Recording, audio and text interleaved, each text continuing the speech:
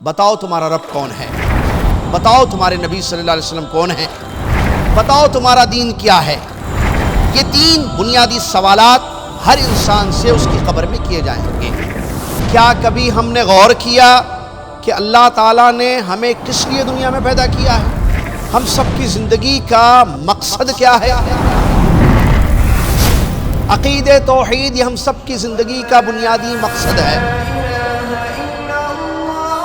اور اس کی اس قدر اہمیت ہے کہ اس کے بغیر انسان کامیاب نہیں ہو سکتا۔ کہ عمل سے پہلے علم ضروری ہے، بغیر علم کے عمل انسان کا صحیح نہیں ہو سکتا ہے۔ علم، عمل، دعوت، صبر، یہ 4 مسائل ہیں، ہم سب پر واجب ہیں کہ ان چیزوں کو ہم سیکھیں اور سمجھیں۔